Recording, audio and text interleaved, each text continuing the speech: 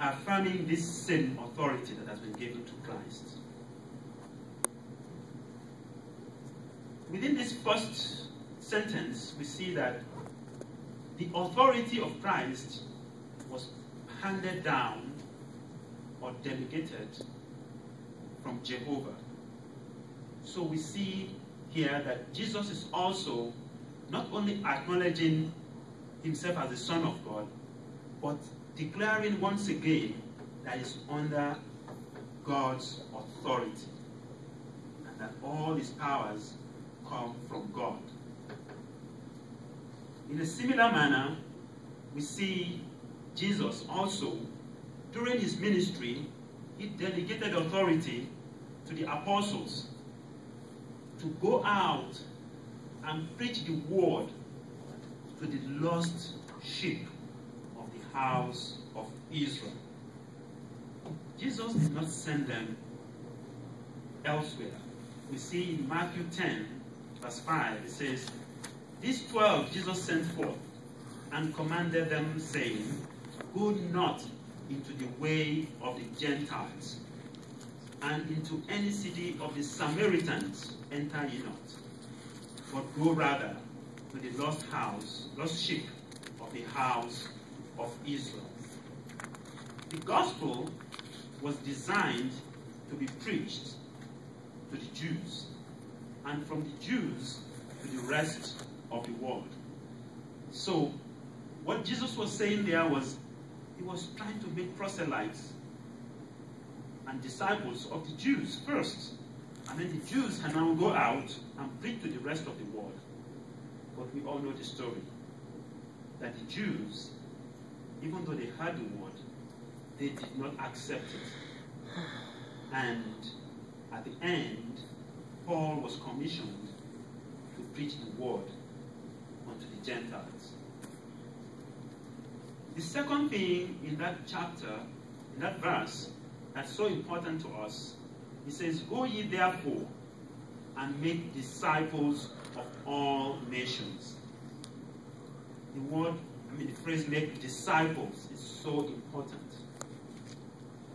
Because Jesus is commanding his followers to go and make disciples of all nations.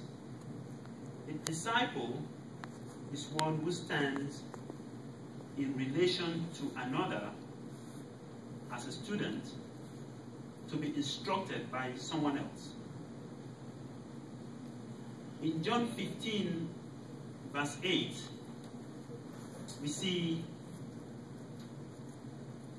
it says, herein,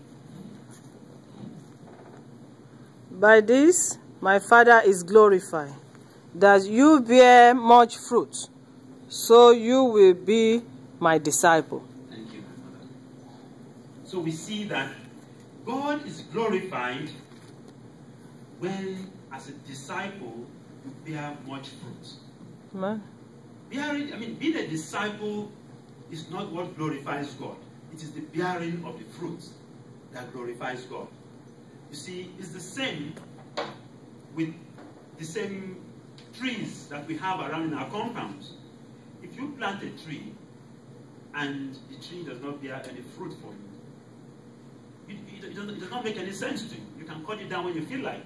You don't feel like, you cut it down. But if there is fruit on that tree, and you are always eating that fruit, and your neighbors are always picking from that fruit, if you attempt to cut it down, what will happen is that they will appeal to you and say, "Oh, please don't cut it down, we like that fruit."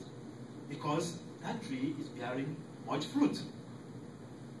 And we see in this case that that fruit, the physical fruit that we are talking about, is being used to feed people. It's being used to nourish people. But the fruit that Jesus is talking about here is the gospel of Christ. It's preaching the word and having people converted and made disciples of, so that his disciples would increase.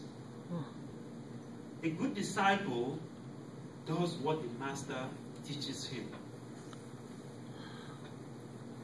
And discipleship is very, very important in the life of a Christian.